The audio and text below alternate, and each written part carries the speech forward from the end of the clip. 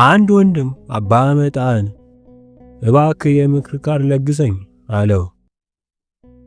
አባ መጣን እግዚአብሔር የሚጸጸት ልቦናና ትሑት ስብዕና እንዲሰጥ ጸልይ። በደልህን አትዘንጋ። በሌሎች ላይ መፍረድ ትተህ ራስህን የሁሉም የበታች አድርገህ ቁጥር። ከልጅ ጋርና ከመናፍቅ ጋር ጓደኛ አትሁን። እንደመጣልህ መናገርን ካንተ አርቅ። አንደበትህንና ሆድህን ተቆጣጠረው። በጣም ጥቂት ወይን ብቻ ጠጣ። አንድ ሰው ስለ አንድ ጉዳይ ሲያወራ አትከራከረው። ትክክል ከሆነ እውነት ነው በለው።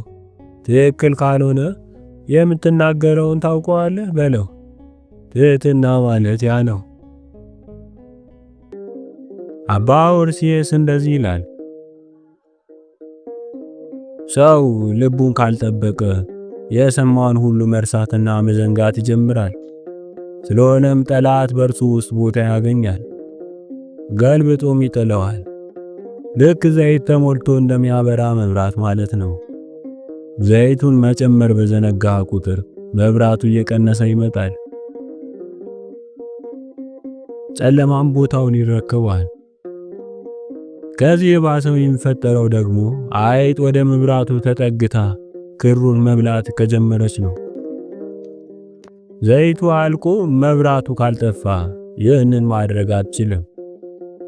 ነገር ግን መቅረሱ ያለ ብርሃን ብቻ ሳይሆን ያለ ሙቀት መቅረቱን ስታይ ክሩን ለመጎተትና መብራቱን ለመጣል ጥረት ታደርጋለች።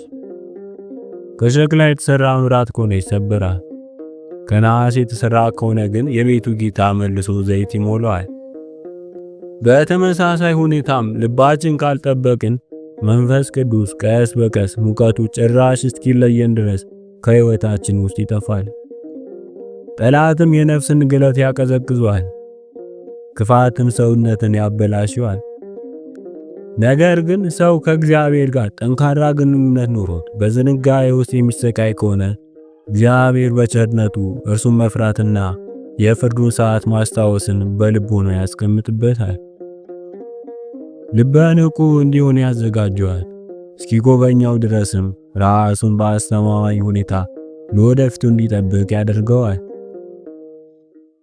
አባ ማርቆስ በገዳማ አስኬት የነበረው አባ ስዋሉስ አባ ማርቆስ የተባለ የጽሕፈት ችሎታ ያለው ረድ ነበረው።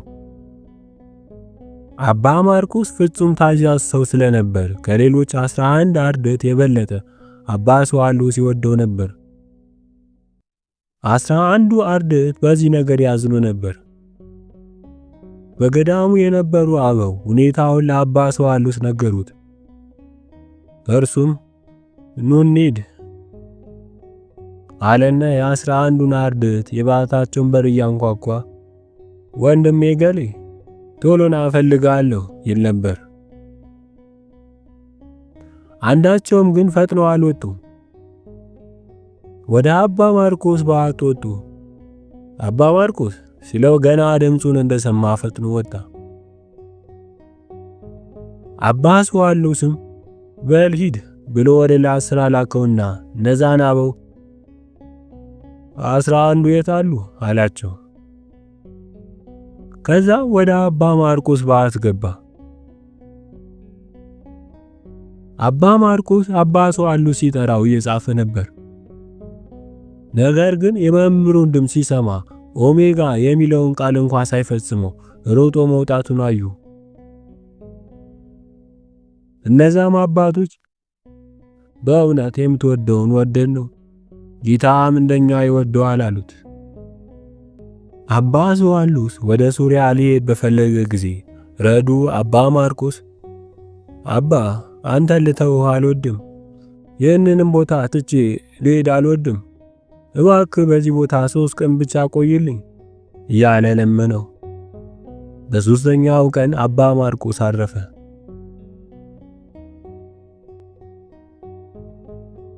አባ ሚላሴስ በአንድ ቦታ ሲያልፍ ሰዎች አንድ መነኩሴ ሰው ገድለሃል ብለው የአካባቢ ሰዎች ይዘውት አገኘ። አባ ሚላሴስ ወደዛ መነኩሴ ጠጋ ብሎ ከጠየቀው በኋላ በሐሰት እንደተያዘ አወቀ። ሰዎችንም የተገደለው ሰው የት ነው አለ። እነርሱም አሳዩት። አባ ሚላስየስም ጸልዩ ብሏቸው ወደ ሬሳው ተጠግቶ እጁን ወደ ሰማይ ዘርግቶ ጸለየ። ያን ጊዜ የሞተው ሰው ተነሳ። ሁሉም እያዩት የገደለህ ማን እንደሆነ ንገረን አለው።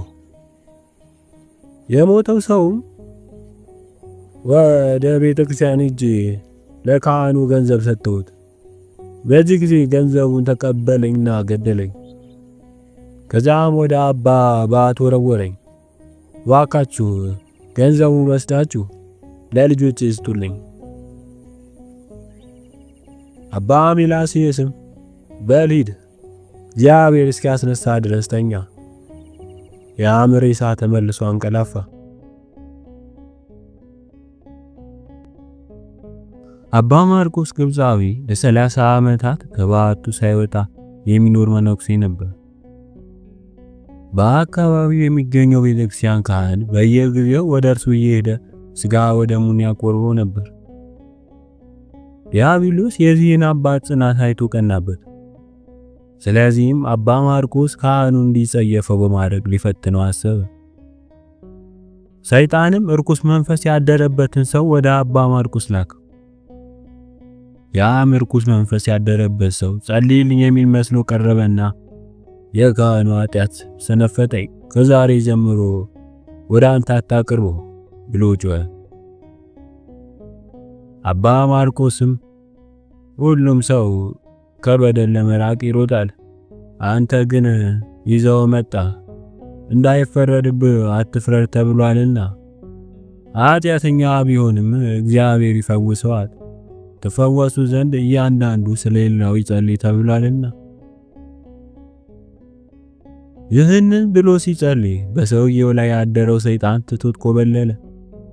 ሰውየውንም በሰላም አሰናበተው።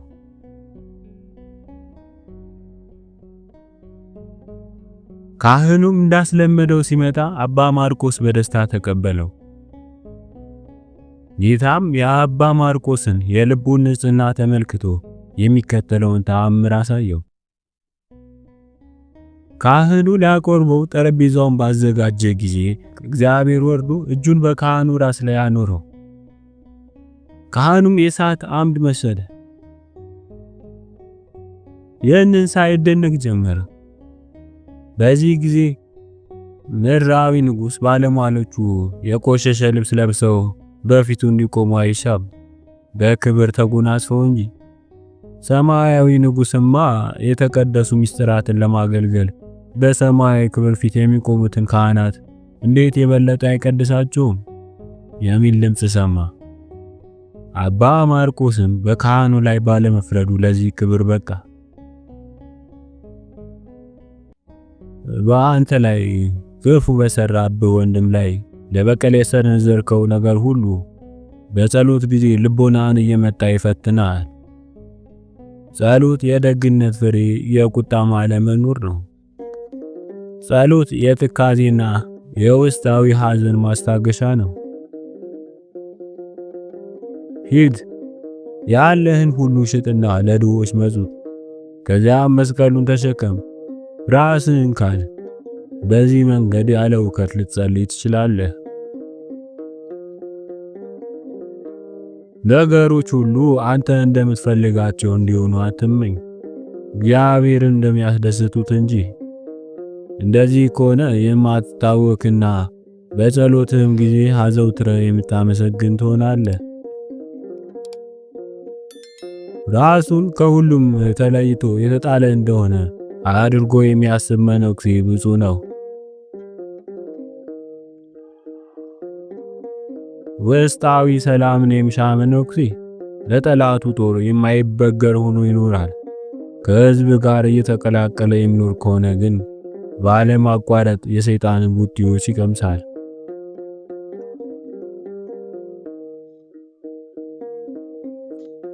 አባ ኔጥራስ የአባ ስዋኖስ ረድ የነበረው አባ ኔጥራስ በደብረ ሲና በበዓቱ እያለ ለሰውነቱ የሚያስፈልጉትን ነገሮች በተመለከተ ራሱን በጥንቃቄ ይዞ ነበር። በኋላ ጳጳስ ሲሆን ግን ለሥጋ በሚያስፈልጉት ነገሮች ግድ የለሽ ሆነ። ረዱ አንድ ጊዜ አባ በገዳም እያለን ይህን የመሰለውን ተባቶና ትርምት አታደርገውም? አባ ኔጥራስም በገዳም እያለሁ ውስጣዊ ሰላም ድህነት ነበረኝ። ስለዚህ በአንድ በኩል እንዳልታመም በሌላ በኩልም ከሚገባኝ በላይ እንዳልጠግብ ስል ብቻ ሰውነቴን እጠብቀው ነበር። አሁን ግን በዓለም ውስጥ በምቾት ወንበር ላይ ነኝ። ብታመም እንኳ ተከታትሎ የሚያሳክመኝ አለ። ስለሆነም ይህን ሁሉ የተቀጠቀጠ ትርምት የምፈጽመው በውስጥ ያለውን መነኩሴ እንዳላበላሸው ብዬ ነው። አባ ኔቅጣስ ስለ ሁለት ወንድሞች የሚከተለውን ተናግሯል። አንድ ጊዜ በሁለት መነኮሳት በአንድነት ለመኖር ወሰኑ። አንደኛው በልቡ ወንድሜ የሚፈልገውን ሁሉ አደርግለታለሁ ሲል ቃል ገባ። ሌላኛው የወንድሜን ፍቃድ እፈጽማለሁ ሲል በልቡ ወሰነ። በዚህ ውሳኔያቸው ለብዙ ዘመናት በለጋስነት ኖሩ። በዚህ ፍቅራቸው የቀና ሰይጣን ሊለያያቸው ተነሳ። በባታቸው በር ላይ ቆመና ለአንደኛው እርግብ ለሌላኛው ቁራ መስሎ ታየው። በዚህ ጊዜ አንደኛው መነኩሴ እርግቧን አያት ሲለው፣ ሌላኛው ደግሞ እርግብ አይደለችም ቁራ ነው ሲል መለሰ። እርግብ ናት፣ ቁራ ናት። ክርክር ጀመሩ። ክርክሩ ወደ ጭቅጭቅ፣ ጭቅጭቁም ወደ ድብድብ አመራና ደም በደም እስኪሆኑ ድረስ ተደባደቡ። በመጨረሻም ተለያዩ። ከ3 ቀናት በኋላ ወደ ልባቸው ተመልሰው ሁለቱም ተጸጸቱ፣ ይቅርታም ተጠያየቁ። ሁለቱም በተለያየ መልክ አንድ አይነት ነገር ማየታቸውንና ልዩነታቸው የመጣው ግን ከነገሩ ሳይሆን ከዲያብሎስ መሆኑን ተረዱ። እስከ ዕለተ ሞታቸውም አብረው ያለ ጸብ ኖሩ።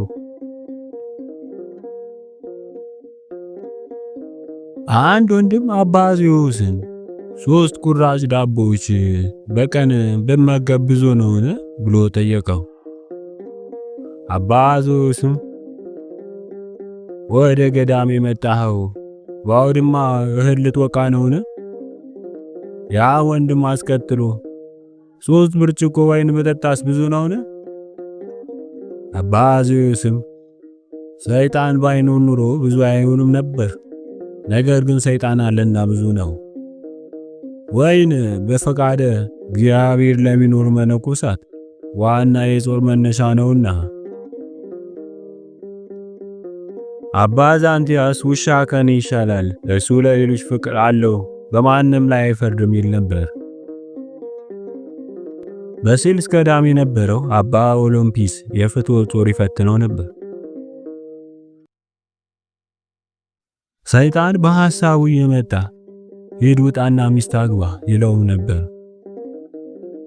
እርሱም ከባቱ ወጥቶ ወደ ጭቃው ሄደና ከጭቃው የሴት ምስል ሰርቶ ኦሎምፒስ ሆይ ሚስት ይቻት፣ አሁን እርሷን ለማስተዳደር ጠንከረ መስራት አለብህ እያለ በጉልበት ሥራ ተጠመደ። ከጥቂት ጊዜ በኋላ እንደገና ሄዶ ትንሽ ምስል ሰራ። ከዚያም ሚስት ልጅ ወልዳለችና ለምግቧና ለልብሷ ከበፊቱ በባሰ ሁኔታ መስራት አለብህ እያለ ይደክም ጀመር። በመጨረሻም ስራው ሲበዛበት ለልቦናው ይህን መከራ ከዚህ በላይ መሸከም አልችልም። ልቦናውም እንግዲያውስ ሚስት መፈለግን ተው አለው። ወዲያውም እግዚአብሔር ጾሩን አራቀለት። አባ ዮሐንስ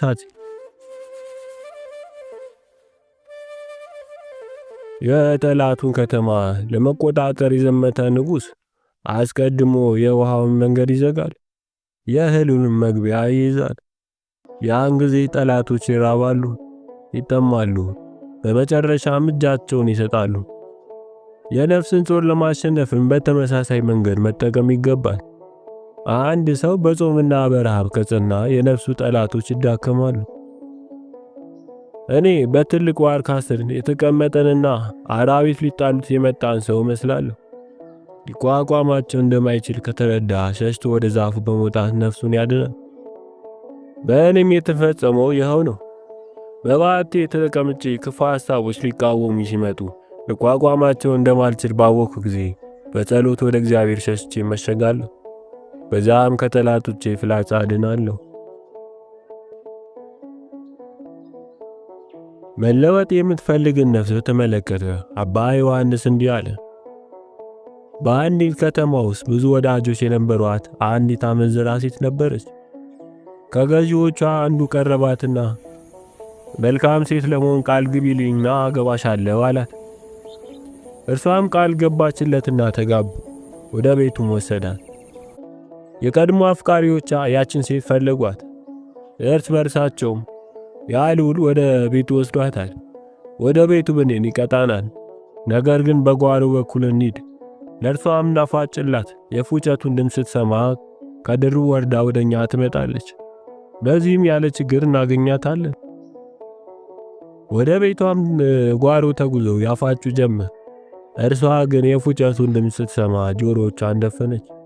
ወደ ውስጧም እልፍኝም ገባች። በሩንም ጥርቅም አድርጋ ዘጋች። ይህች ሴት የኛ ነፍስ ምሳሌ ናት።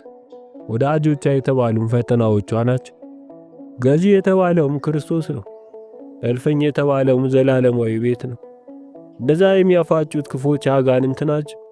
ነገር ግን ነፍስ ሁል ጊዜም በክርስቶስ አምባነት ትሸሽጋቸዋለች። አባ ዮሐንስ ልቦናው ከእግዚአብሔር ጋር ስለነበር ምድራዊ ነገሮችን ይዘነጋ ነበር። አንድ ቀን አንድ ወንድም ቅርጫት ሊወስድ ወደ አባ ዮሐንስ ባት መጣ። አባ ዮሐንስም ምን ፈልጎ እንደሆነ ጠየቀው።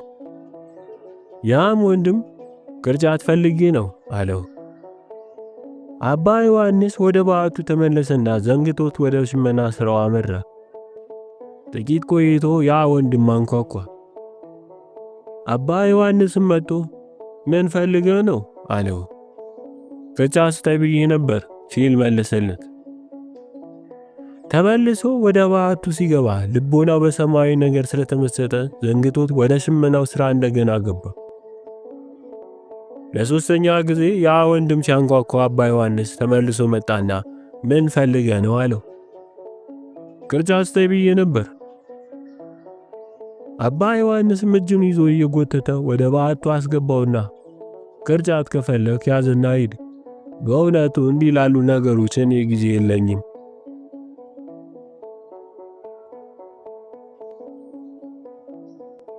አንድ ቀን አንዱ ሰው ወደ አባ ዮሐንስ አጺድ ባት መጣና ስራውን እያየ ያመሰግነው ጀመር።